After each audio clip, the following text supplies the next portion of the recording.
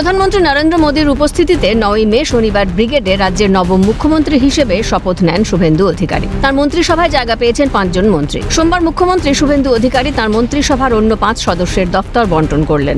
অগ্নিমিত্রা পাল দায়িত্ব পেলেন নারী ও শিশু কল্যাণ দপ্তর এবং পুর ও নগর উন্নয়ন দপ্তরের। দায়িত্ব পেয়েই ক্যাবিনেট মন্ত্রী অগ্নিমিত্রা পাল যান urban development and municipal affairs ভবনে। নগর উন্নয়ন দপ্তরের কর্মীরা তাকে উষ্ণ অভ্যর্থনা জানান। তিনি সমস্ত আধিকারিকদের সঙ্গে কথা বলেন এবং দপ্তরের কাজকর্ম বুঝে নেন।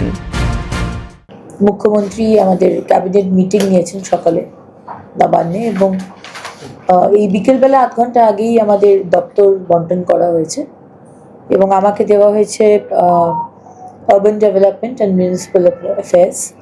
আমি সেই দপ্তরেই এখন এসেছি এবং তার সঙ্গে দেওয়া হয়েছে উইমেন অ্যান্ড চাইল্ড। এখানে আমাদের 121টি মিউনিসিপ্যালিটি আছে এবং 7টি কর্পোরেশন এবং ইন্ডাস্ট্রিয়াল টাউনশিপ অথরিটি আছে 3টি এবং বিরাট স্কোপ কাজ করার।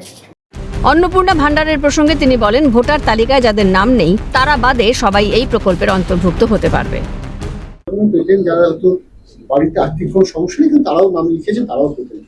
এটা তো মূলত পাওয়া উচিত সমাজে পিছিয়ে পড়া গরিব মানুষ, সেটাকে আপনারা ভাববেন?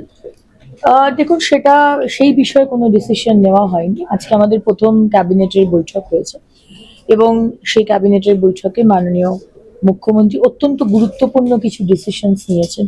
আপনারা অলরেডি জানেন যে বিএসএফ কে জমি দেওয়া যাতে ইন্টারন্যাশনাল ফেন্সিং হয়। এতদিন অবধি আগের সরকার বিএনএস ভারতীয় ন্যায় সংহিতা ইমপ্লিমেন্ট করতে দেননি, সেটিকে ইমিডিয়েটলি ইমপ্লিমেন্ট করা। নারীদের পাশে থাকার প্রতিশ্রুতি দিলেন নারী ও শিশু কল্যাণ মন্ত্রী অগ্নিমিত্রা পাল। স্বপ্নেও ভাবিনি যে কোনোদিন মন্ত্রী হব আর নারী এবং মহিলা কল্যাণ সেটা দপ্তর পাবো। সুতরাং নারীর পাশে তো একজন মহিলা থাকবেই। আমরা দেখুন, আমাদের কাছে মহিলা সুরক্ষা, মহিলার সম্মান ফার্স্ট প্রায়োরিটি এবং আমার প্রধানমন্ত্রী যেখানে নরেন্দ্র মোদীজি, যেখানে প্রত্যেকটা মুহূর্তে উনি চান মহিলারা এগিয়ে যান, সেখানে মহিলার উপর অত্যাচার হবে 8 মাসের শিশু থেকে 80 বছরের মহিলা, আমরা টলারেট করবো না। কাজ করার অনেক সুযোগ, তাই কাজ করতে চাই বললেন অগ্নিমিত্রা পাল।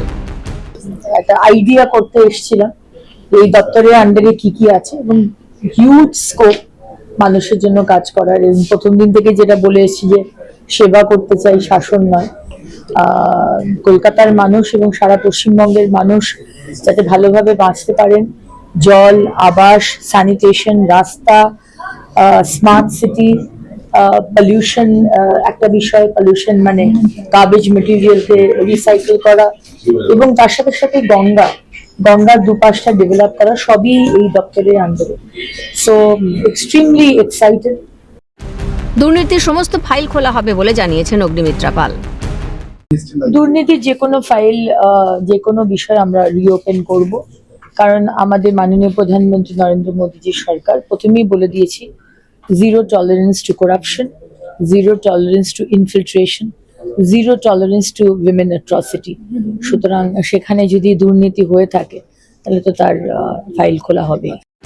অগ্নিমিত্রা পালের পাশাপাশি বাকি মন্ত্রীরা সোমবার তাদের দপ্তরের দায়িত্ব পেলেন। ক্যামেরা জনি মণ্ডলের সঙ্গে বিক্রান্ত রায় এবং শুভদীপ মান্নার রিপোর্ট, ক্যালকাটা নিউজ।